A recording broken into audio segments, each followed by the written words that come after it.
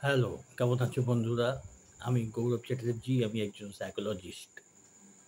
প্রসঙ্গ law of attraction যখন এই নিয়ে ভিডিও আমি দিচ্ছি এবং ল অফ অ্যাট্রাকশন অনেকেই জানে, কেউ ফলোও করে।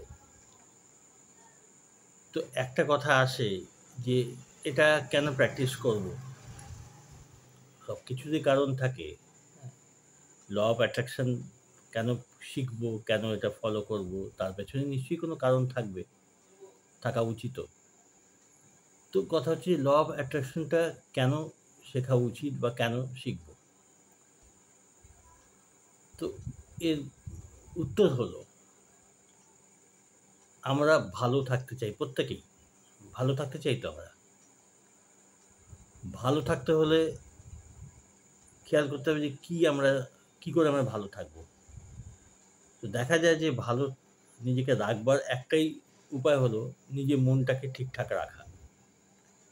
কারণ মন যেমন থাকে আমরা সেরকম থাকি। মন যদি খারাপ থাকে আমরা খারাপ থাকবো। মন যদি আনন্দে থাকে আমরা আনন্দে থাকবো, এটাই ব্যাপার। মন যদি ভালো থাকে ভালো থাকবো, সাধারণ ব্যাপার। তো এই ল অফ অ্যাট্রাকশন যেটা, সেটা এই মনকে ভালো রাখতে সাহায্য করে। সবথেকে বড় কথা। কেন শিখবো? অনেক কারণ আছে।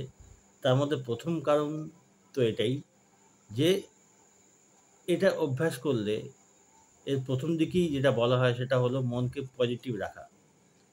মন যে আমাদের দুঃখ দেয় বা কষ্ট দেয়, তার একটা প্রধান কারণ হলো মন আমাদের কষ্টে থাকে।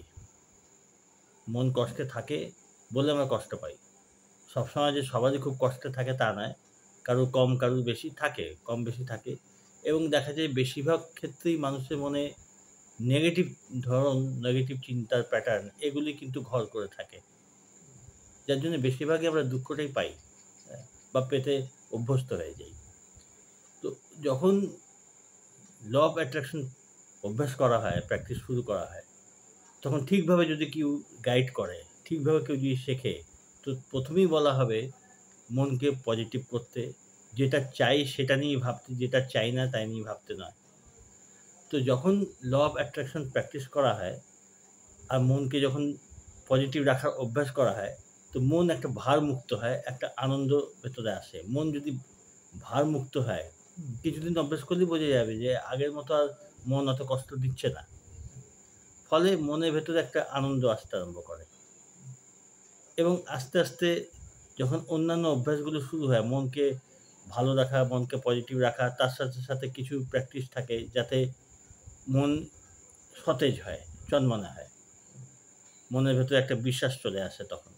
তো মন যখন হালকা হয়, সতেজ হয়, চনমনে হয় এবং মনের যে দুঃখের ভাবটা কমতে আরম্ভ করে, তখন কি হবে না মনের ভেতরে একটা আনন্দের শিহরণ খেলতে থাকবে।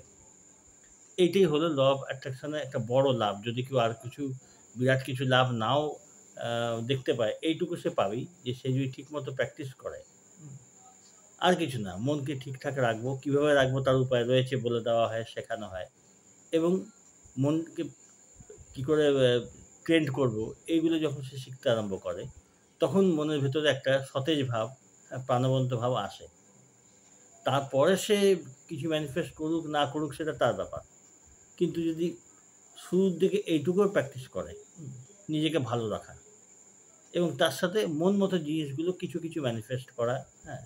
ভেতরে যে আকাঙ্খা আছে সেগুলো ম্যানিফেস্ট করা। এগুলো যখন সে অভ্যাস করে, তখন মনের একটা সুন্দর একটা ভাব আসে। আর এটা যখন আসে তখন আস্তে মনের ভেতর আত্মবিশ্বাস জাগতে আরম্ভ করে।